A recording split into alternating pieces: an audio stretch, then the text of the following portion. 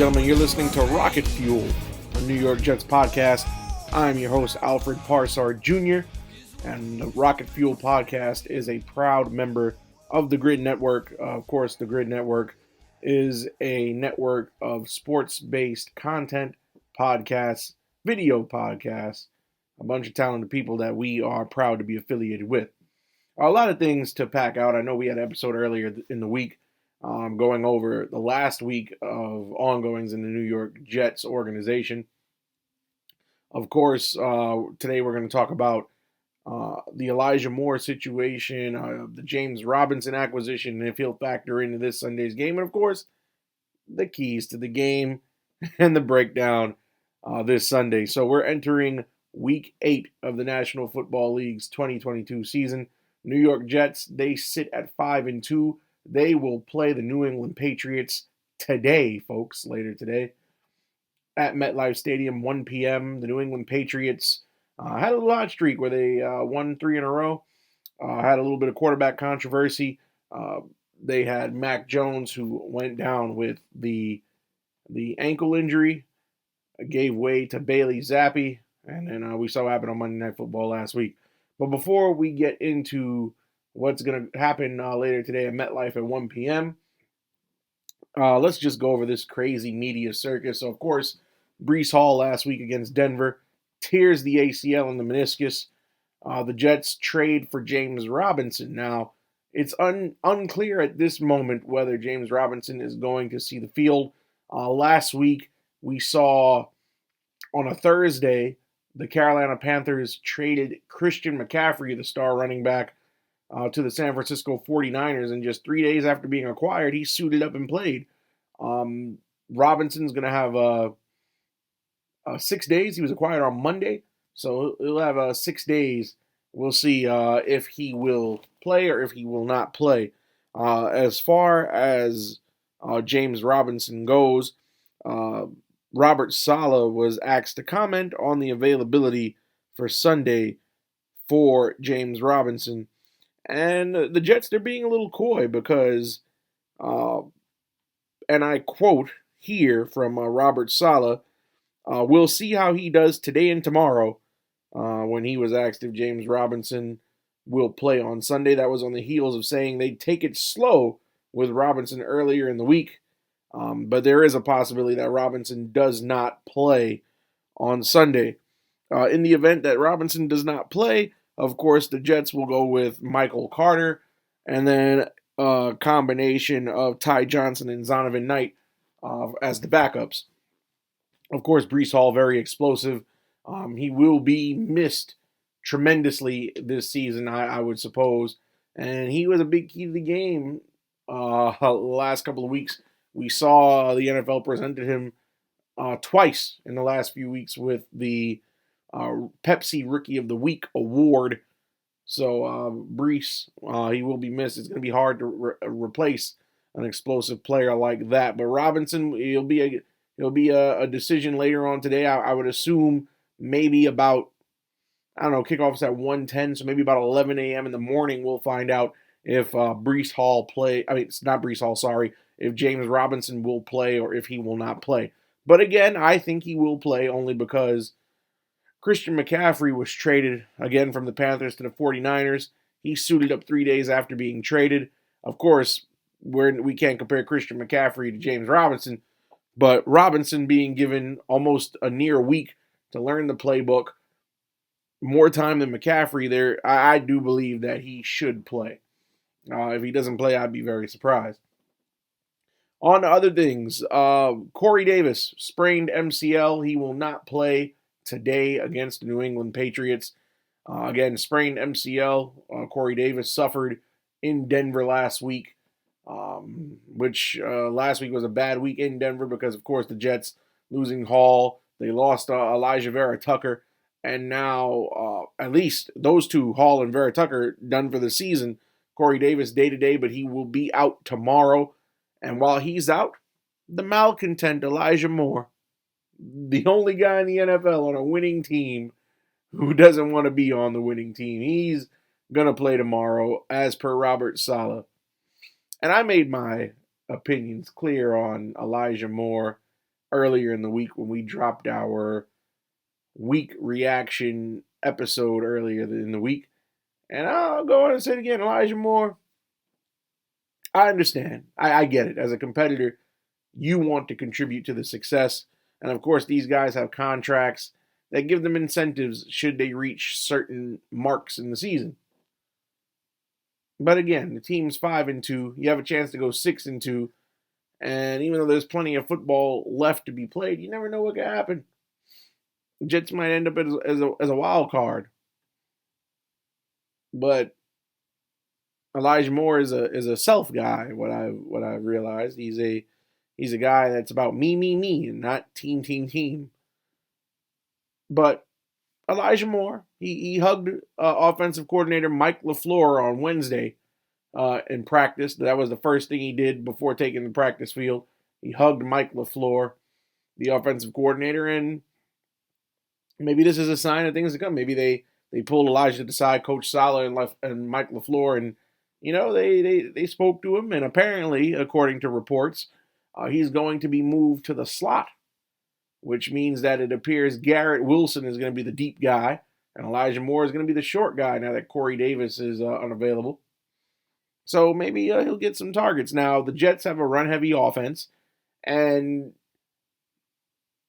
I'm going to be honest, with Breece Hall gone, I don't think they're going to rely much on Michael Carter. So I think the Jets are going to, maybe have some short passes. Maybe Elijah Moore can get, 25 to 40 yards on the day, hopefully more, because, we'd like to beat the Patriots. It's a division game.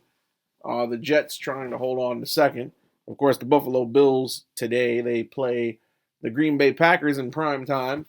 And should the Packers win and the Jets win, that is a first place tie in the AFC East. But Elijah Moore, I kind of understand after having to think about it. The guy, he's got incentives in that contract that he would like to hit. But at the same time, football is a team sport. It's not golf. It's not tennis.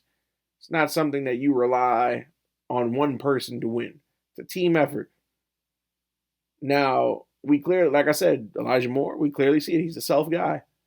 He's the type of guy, he would rather get 70 receptions on the year for 1,100 yards and 8 touchdowns and be on a 4-win team as opposed to being on a playoff team as a guy who gets 2 touchdowns on the year, 500 yards, and 45 receptions. He's a guy, he's looking out for self. But which is fine. He's young in the league. A lot of these guys, the young studs of the NFL, some of them are just here for the money. Their talents got them a better life, more money than they've ever held in their hands at one time, and maybe they don't care about winning. They've won on the local level: high school champion, Pop Warner champion, Pee Wee champion. College, Elijah Moore didn't get a national title, but won this award in college, and now he's just here for the money.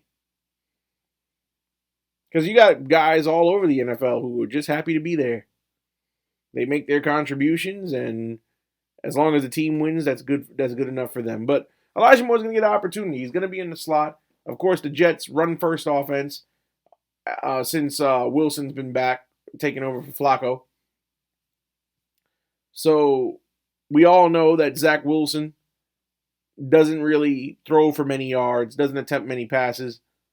So we'll see what happens. But again, being in the slot, I can't picture Elijah Moore, because if you look at the Jets film this season, their slot receivers don't run out deep. So who knows? Maybe Moore will get the yardage that he so desires. He's hit at least 40 yards in every game except for the last two. Or one where he got one target against Miami, and then the Green Bay game where he got no targets at all. But I trust Coach LaFleur. I trust the offensive coordinator, I should say. And we'll see. I mean, if the Saleh said that they're steadfast on not trading him.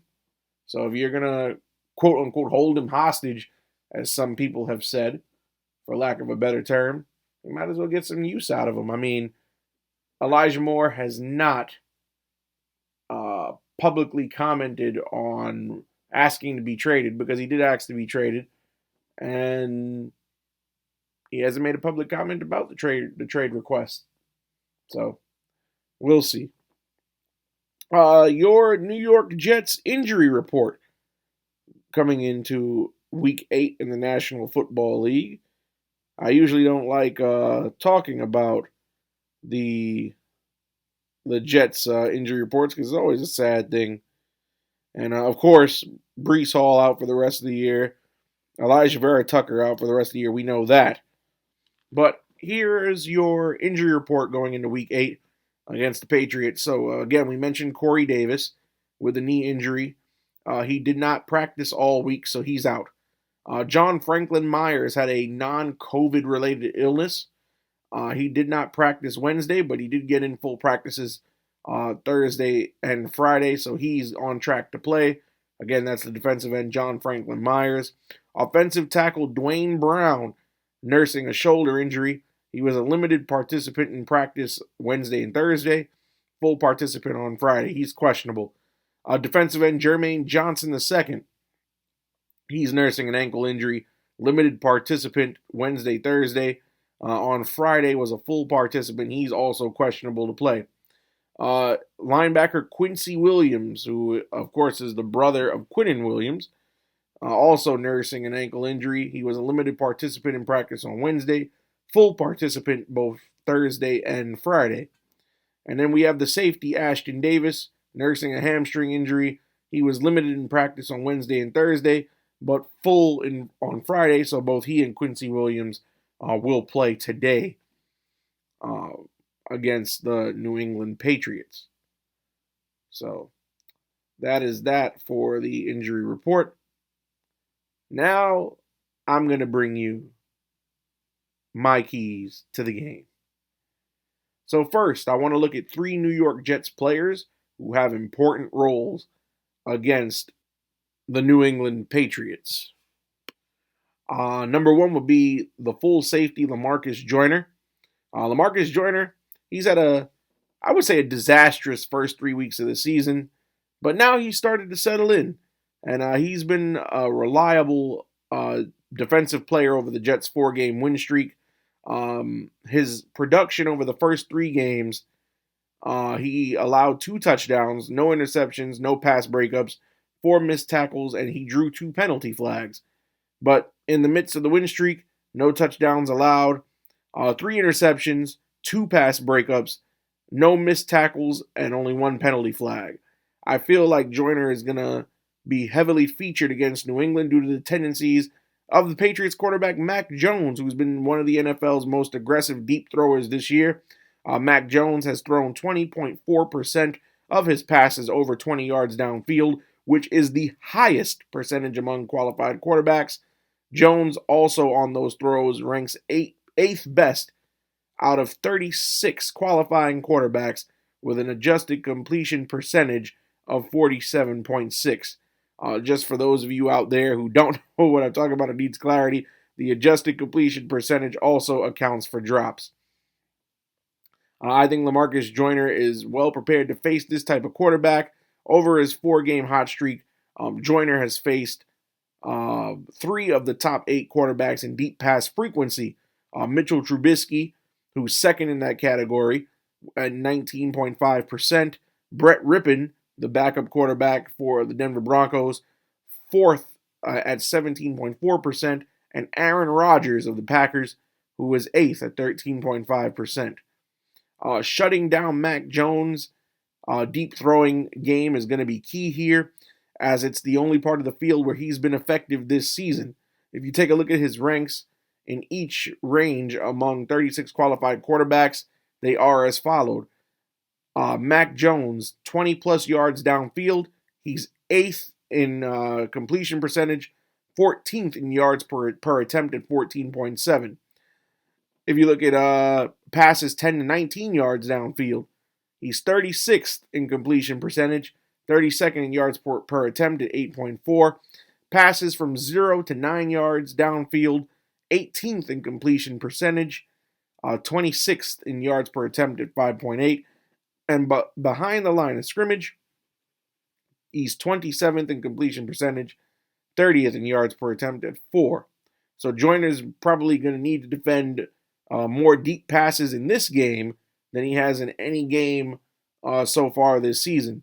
If the Jets get the LaMarcus Joyner who showed up on the field from weeks 1 through 3, then Mac Jones is going to have a field day. However, if they get the LaMarcus Joyner of the last couple of weeks, Mac Jones will probably not be able to dominate deep down the field. Also, the cornerback, Michael Carter II, is going to be an important player against this New England Patriots team. Again, we said that Mac Jones loves to throw deep.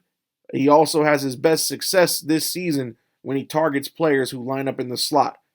On slot throws, Jones is averaging 9.5 yards per attempt, which is third in the NFL. On all other passes, Mac Jones is much less effective. When he targets a receiver who did not line up in the slot, he's averaging 7.2 yards per attempt. That's 19th of 40 qualified quarterbacks. What this means is that the Jets will need an excellent performance from Michael Carter II. Carter II is suited to counter Mac Jones' tendencies when targeting slot receivers. Of course, Mac Jones, we said earlier, loves to attack down the field. And Michael Carter II is doing a fantastic job of preventing downfield completions out of the slot. Mac Jones has an average depth of target of 11.3 when targeting slot receivers this season. That also ranks third highest amongst qualifying quarterbacks. In other words, his average pass to a slot receiver travels over 11 yards past the line of scrimmage. Comparatively, the rest of the league only averaging 8.6. Meanwhile, Michael Carter II has allowed his opponents to gain only 54 yards through the air on 21 receptions allowed out of the slot. That ranks as 7th best amongst 36 qualified slot cornerbacks with an average of 2.6 air yards allowed per slot reception. So look for Michael Carter II in matchup often against Jacoby Myers, who is the Patriots' leader in all major receiving categories.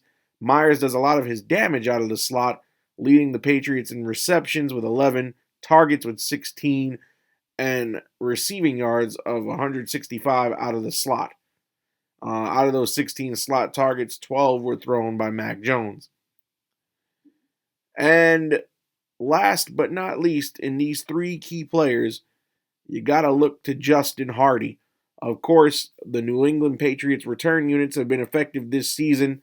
The Patriots rank 4th best in kickoff return defense adjusted value over average, and they have the 6th best in that category in punt returns.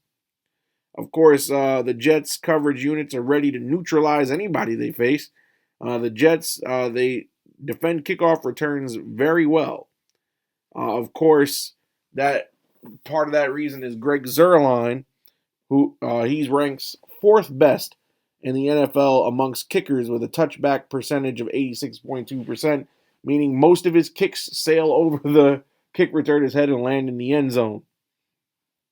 On 29 kickoffs this season, Zuerlein has launched 25 touchbacks, meaning the Jets have only defended 4 kickoff returns in the 7 games they've played. Out of those kickoff returns they've defended, all of them only averaged 26.5 yards. Special teams coordinator Brent Boyer has done a great job with this special teams unit all season, and Zuerlein more than likely is going to boot a couple of touchbacks in this game. As for the aforementioned Justin Hardy, why did I mention him as a key player? Because he's the special teams ace of the New York Jets. Hardy's tied for the NFL lead with 8 special teams tackles this season against a New England Patriots team that's having a solid season in the return game and is historically known for succeeding on special teams every season under coach Bill Belichick.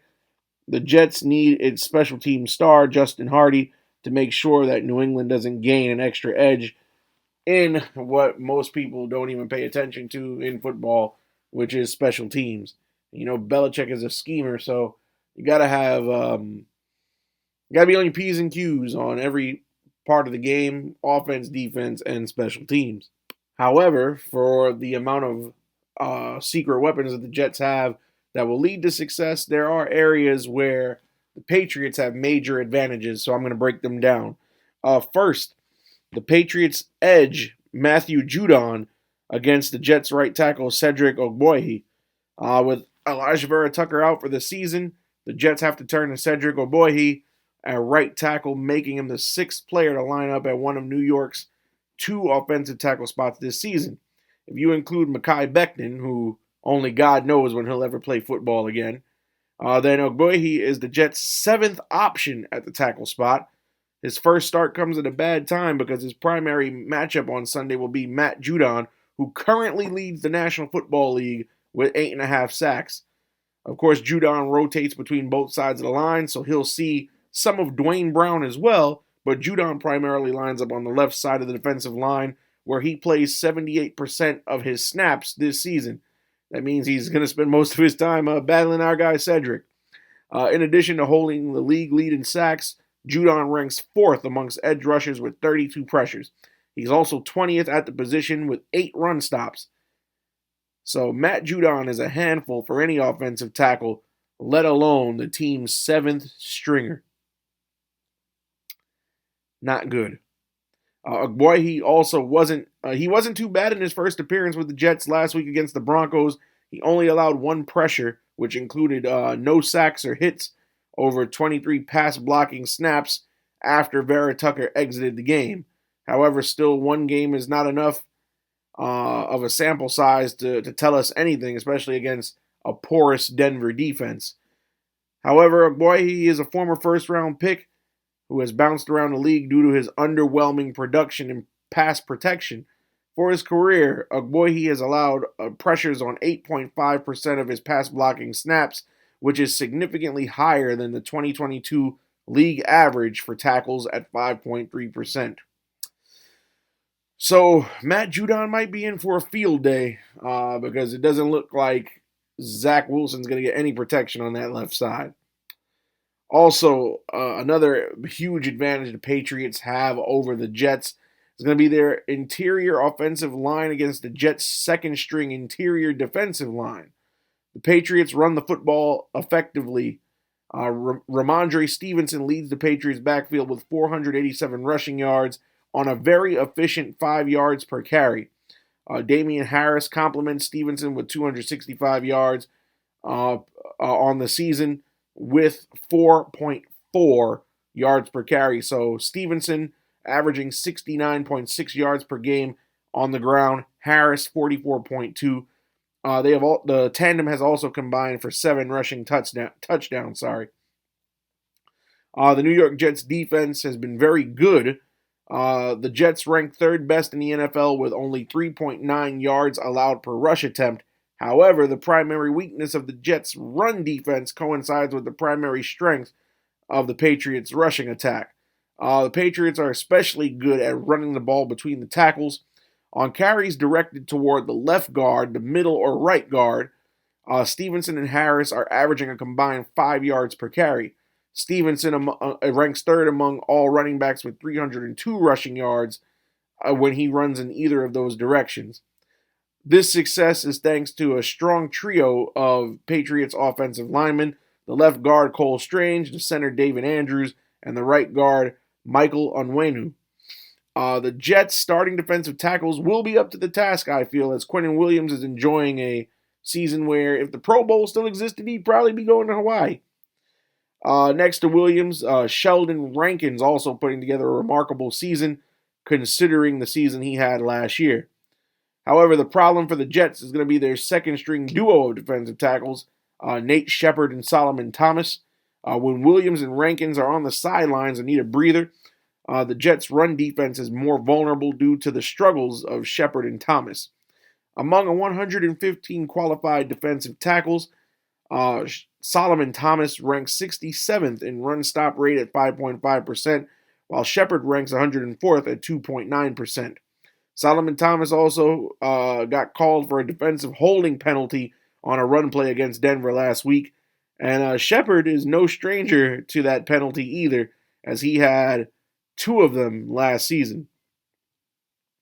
With Thomas on the field this season, the Jets are allowing 4.2 yards per carry on non-quarterback rush attempts, 283 yards on 67 carries. When he's not on the field, the Jets are only allowing 3.84 yards per carry, 369 yards on 96 carries.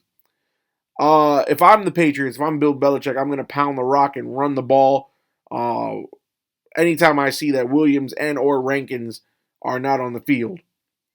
So that's a weakness. So Quentin Williams and Sheldon Rankins are on the sidelines. I expect the Patriots to run right up the middle. The last disadvantage, the Patriots' defensive scheme and their corners versus Zach Wilson. I just want to give a shout out to my guy, Barry Grant Jr. of the All Even Podcast, who affectionately refers to Zach Wilson as Jim McMahon 2.0. But teams have been challenging Zach Wilson with a lot of single high coverage this season, from what I noticed from studying Jets game film. Wilson has faced a single high coverage on over 70% of his pass attempts in all 4 games he's played this season, whereas the NFL average this season is only 53%. In each game, the Jets' opponents played single high more often than the season average. The strategy works because over the last 2 weeks, Zach Wilson has struggled mightily against single high coverage. He has gone 16 of 31 for 130 yards. Wilson throws the ball much better against 2 high coverage, as he has completed 10 of 13 passes for 101 yards. So when Zach Wilson is facing single high coverage, the results are going to be very poor for the Jets offense. I think Zach Wilson is going to try to play it safe today. Zach Wilson has been more of a game manager than a gunslinging dynamo this season, and I expect him to try to rely on the run game more than the pass game, and hope that the defense can bail him out of situations in this game. But at some point, this game may come down to Wilson's arm, and if he's going to face single high coverage most of the game, that would be a cause for concern. The reason why is because single high coverage usually involves man coverage from the corners on the outside. I hate to say it, but I believe that Zach Wilson currently lacks the confidence to challenge tight windows down the field, especially on vertical routes down along the sideline, which is supposed to be a weakness to single high coverage. So, in layman's terms, if the Patriots drop a safety in the deep middle and play man coverage in front of it, Zach Wilson's going to be discombobulated.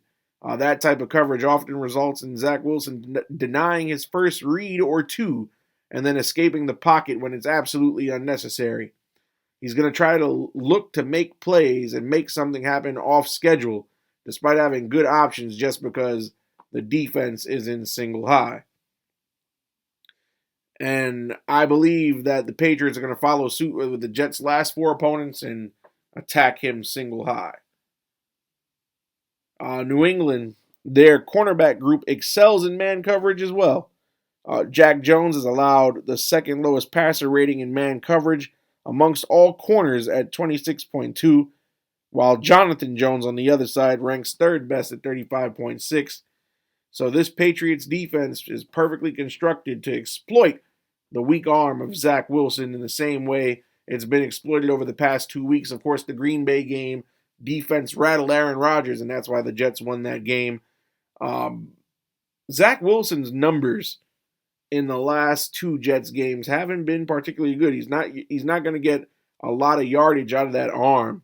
Of course, last week in Denver, he threw for 121 yards, and then the week before that in Green Bay, 110. And you can't win a lot. It is mind-boggling because the Jets are on this win streak, but they've been carried by the defense and the run game.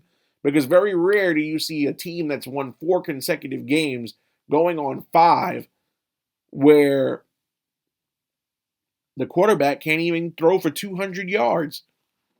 So, I mean, if the Patriots go with single high, I mean, there's no Breece Hall to rely on. I mean, Michael Carter is a decent option. We don't know if James Robinson is going to play. But this Jets offense, which is not a pass-heavy attack, it might be in some trouble. I mean, if Zach Wilson can show defenses that he'll punish them for playing aggressive man coverage, maybe they'll start to back off, but I just don't see it happening later today. We've talked about disadvantages that the Jets have against the Patriots. Well, let's talk about advantages. Advantage number one, the Jets' run game versus the Patriots' run defense. The Patriots will be without defensive tackle Christian Barmore, who is their key run stopper. Barmore's 11.1% run stop rate ranks 8th best out of 87 qualified interior defenders, with a minimum of 70 run defense snaps. He missed Monday night against the Chicago Bears. If Barmore can't go, this skews the matchup even more heavily into the favor of the Jets. The Patriots already have the lowest stuff rate of any defense in the NFL with Barmore on the field at 10%. Stuff, of course, meaning there's a run play going up the middle, and it doesn't even get past the line of scrimmage. Obviously, the loss of Breece Hall removes a tremendous threat of the Jets' backfield, like we've been saying all episode, which currently ranks 11th in offensive rushing. However, Michael Carter and James Robinson, if Robinson does play, can form a capable duo in the backfield. Michael Carter has been ranked in the 58th percentile amongst running backs in the category of defense-adjusted yards above replacement, which tracks the player's value above a replacement level player. Last season, despite playing behind a makeshift offensive line for most of the year, he also managed to post a 51% success rate behind that offensive line. Even though he struggled this season, his opportunities have been more limited since Breece Hall had broke out. Robinson, meanwhile, is 7th in those same categories behind the Jaguars' offensive line that ranked the absolute worst in the National Football League, ranking 32 out of 32. With Robinson, should he play, and Carter, that's still a good 1-2 punch in the backfield, even though it's nowhere near as explosive as it was with Breece Hall in the lineup. The bigger question is how the offensive line will perform without the best offensive tackle the Jets had in Elijah Vera Tucker. It looked like the Jets couldn't get anything going on the ground once both Hall and Vera Tucker were out of the game last week against Denver. The Patriots' run defense is significantly worse than Denver's if you study the game film between the two teams, but it remains to be seen if the Jets can continue their dominance on the ground without Breece Hall. Advantage number two, the Jets' running backs out of the backfield versus the Patriots' flat defenders. This may be related to the first advantage of the game that we just went over, but it's not. It's a category unto itself. The Patriots' defense is the third worst in the NFL at covering running backs. The Patriots have allowed only 26 catches out of the backfield, but those 26 catches have been pretty destructive as they've yielded 265 yards on an average of 10.2 yards per attempt. That is the second highest among all NFL defenses. The New England Patriots also allow 7.8 yards per attempt on passes to running backs. That's the highest number in the National Football League. However, one thing that's pretty startling is that a lot of teams have not attempted many checkdowns or screen passes to running backs against the Patriots, something that the Jets are known for this season. Once again, without Breece Hall, the Jets will definitely be missing the explosiveness. However, Michael Carter is a solid receiving option out of the backfield. He has 20 receptions for 151 yards, which is 7.6 yards per catch on the season. He showed last week that he could turn up field and outrun a linebacker to gain extra yards after the catch as well. And James Robinson, no slouch in the receiving game back in 2020. He had 49 receptions for 344 yards and 3 touchdowns out of the backfield, showing that he could be a nice pass-catching back as well. The Jets have attempted many screen passes in the last several weeks alone to several running backs, and this would be a good week to continue that practice. Last but not least, the Jets' edge rushers versus the Patriots' tackles. This has more to do with the Patriots' tackles than it does the Jets' edge rushers. I mean, Carl Lawson and John Franklin Myers are both middle of the pack when it comes to pressure rate, with Lawson averaging 10.9% and Franklin Myers at 10.8%. Isaiah Wynn at 7.2% and Trent Brown at 5.7%. Although that's above the league average of 5.3%, I think that they can take advantage of this New England Patriots offensive line. Bryce Huff is the Jets' best pure pass rusher right now in his limited snaps. He still has a high 18.8% pressure rate, 12 pressures on 64 snaps, and I think that they'll be licking their chops going up against this offensive line, especially because the Patriots are starting their backup center, James Ferentz. He's going to be matched up against Quinnen Williams. Ooh, I feel bad for James Ferentz later today. The Patriots starting center, David Andrews, he's currently in the concussion protocol following a hit he took from former Jet Mike Pennell this past Monday night when the Patriots played the Chicago Bears. James Ferentz getting the start, and Ferentz, he's had 3 pressures allowed in 89 pass blocking snaps in 2020, back when he was the Patriots starting center. That was about the NFL league average. But Quinnen Williams having a breakout year, as we said earlier. He leads all interior defensive linemen with 29 pressures and a 15.1% pressure rate. That's almost twice the league average for defensive tackles. Oh my goodness. Quinnen Williams is going to eat this guy alive. Quinnen Williams often lines up over the guard's outside shoulder in a 3 technique, but he also plays 2-eye, in which he's positioned over the guard's inside shoulder. In that case, the center would be part of a possible double team or be responsible for picking up Williams on a stunt. Quinnen Williams also occasionally plays the 1 tech on the center's shoulder. If Quinnen Williams lines up against Ferentz, it's going to be a long day for Mr. Ferentz. As far as what the score is going to be, I am going to predict that the Jets are going to continue the win streak. I see the New York Jets beating the Patriots by a score of 24-20. I do feel that the loss of Breece Hall is going to force Zach Wilson to use his arm. I don't think he'll be able to march all the way downfield. They'll probably get 1 or 2 offensive touchdowns, and it'll be the Greg Zuerlein show the rest of the way. Of course, Greg Zuerlein was responsible for many points in weeks 1, 2, and last week with his foot. But that's been another episode of Rocket Fuel, ladies and gentlemen. So again, I predict the Jets are going to win 24-20 over the New England Patriots later today. If you're in the New York area, you can catch that game on CBS at 1 p.m. if you're going live, MetLife Stadium in the Meadowlands in East Rutherford, New Jersey. You can follow the Rocket Fuel podcast on Instagram and Twitter at rocketfuel_NYJ. Again, that's rocketfuel_NYJ. And you can follow all my friends at the Grid Network, which we are very happy to be a part of.